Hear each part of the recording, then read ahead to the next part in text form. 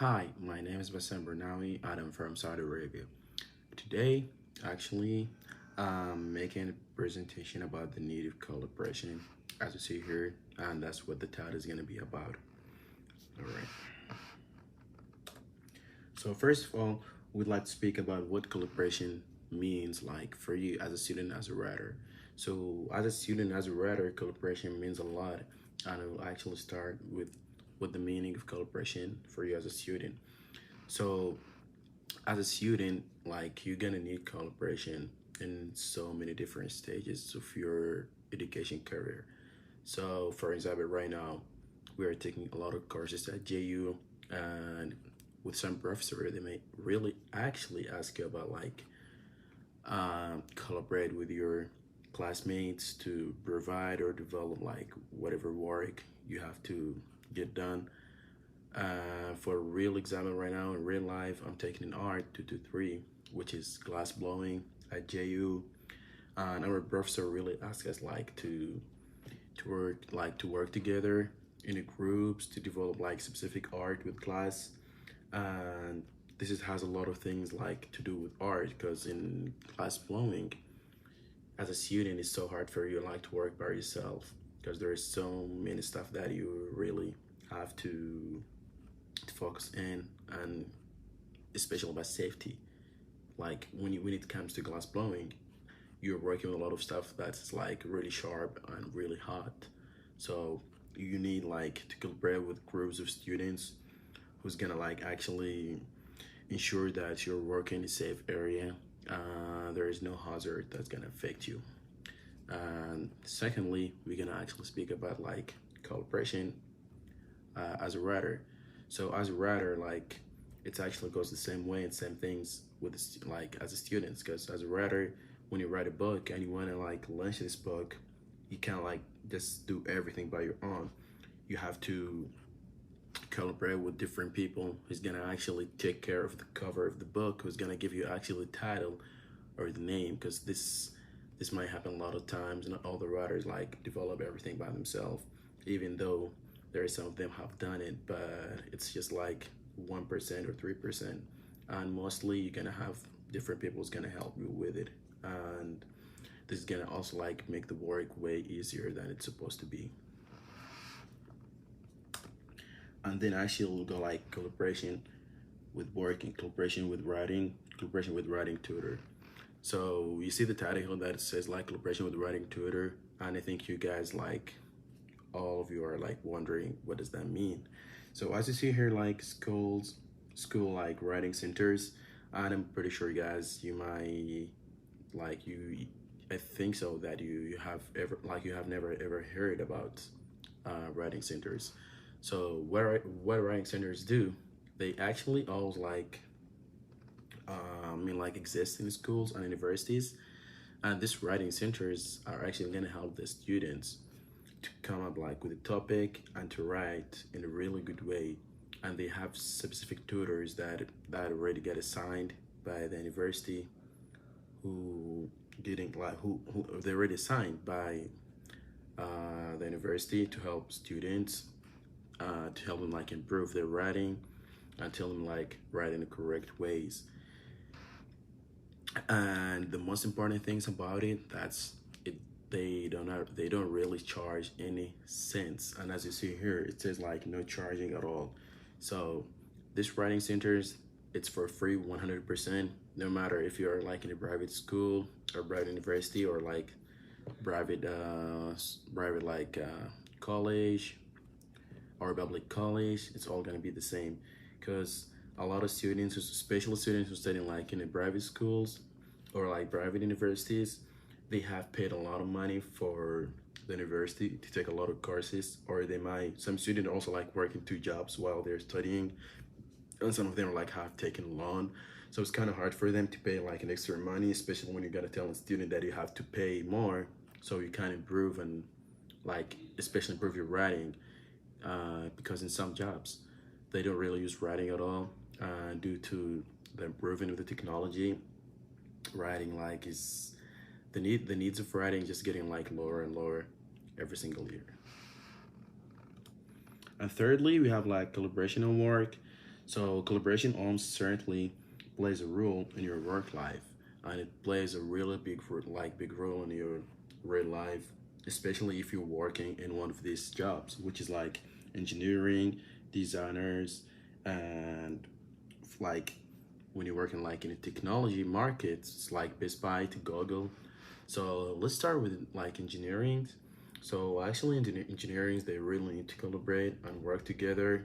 For example, like structural engineering, when you ask an engineer to build something, this engineer might actually try to design it by himself to kind of get like the whole proof, the money or the income.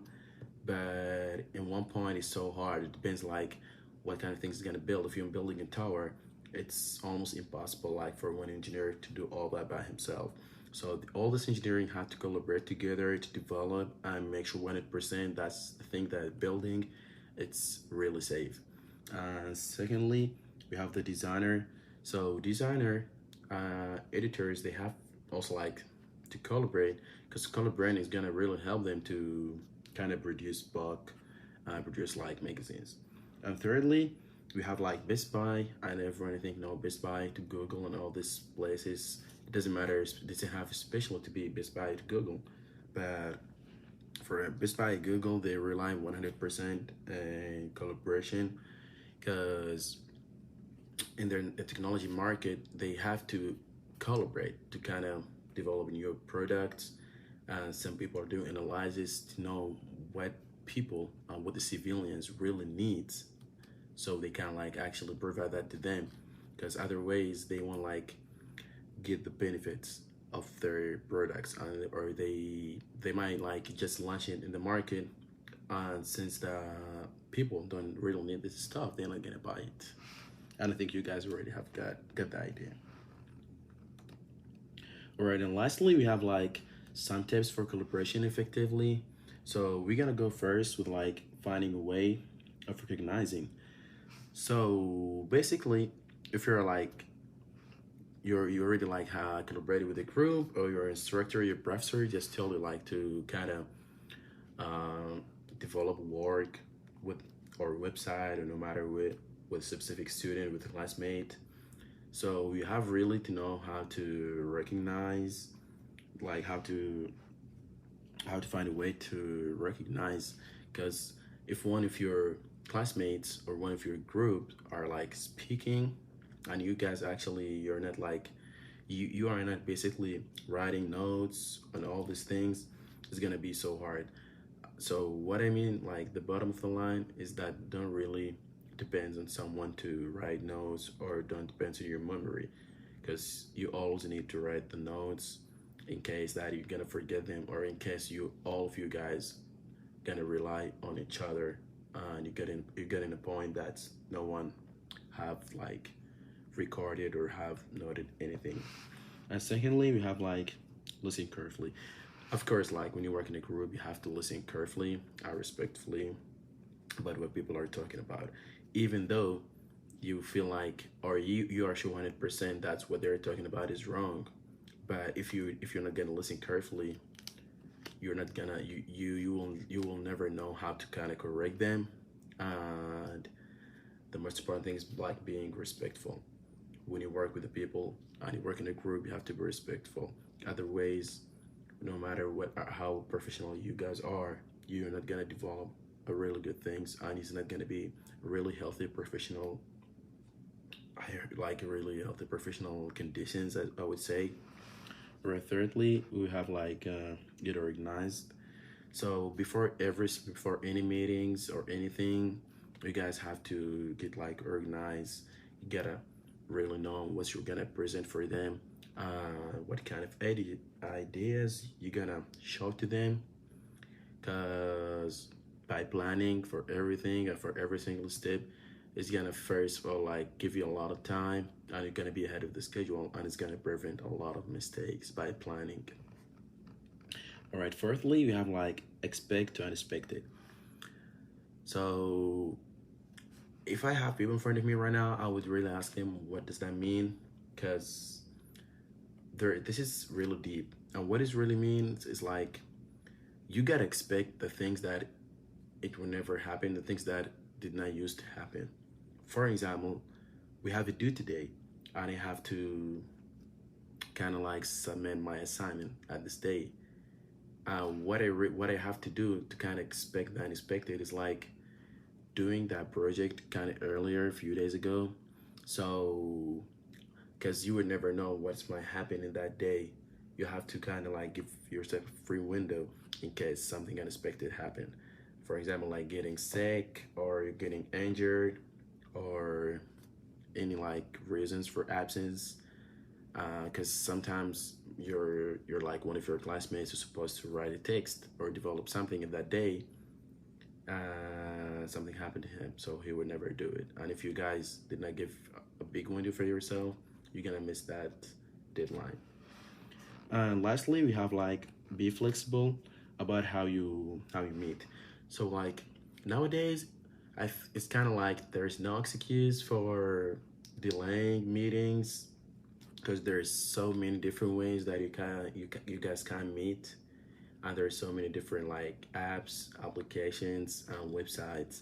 For example, Zoom during COVID, during the pandemic, all the people like we thought that they're gonna postpone the schools, universities, and everything due to the pandemic, but in the end they came up like with an app called Zoom, and this app which allows you like to actually open your camera and your microphone, and you're actually all in one room without like spreading any of that disease. I hope you guys have enjoyed my presentation, and I hope that I have covered like a lot of informations, and right now you have an idea about what the need of collaboration for you as a student, as a writer, and in our work life. And don't mind me, guys, if I made a lot of mistake. I hope you understood everything because I'm a second language English speaker and I'm just trying my best. And thank you. Hi, I'm sorry, Blake. For my presentation, I had managing the writing process.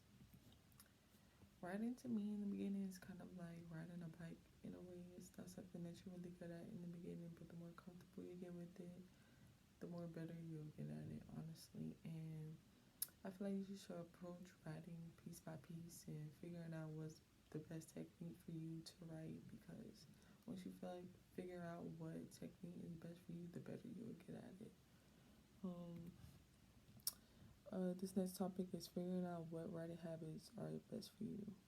Me personally, my best writing habits is I'm a better night worker, so I work at night. I listen to music.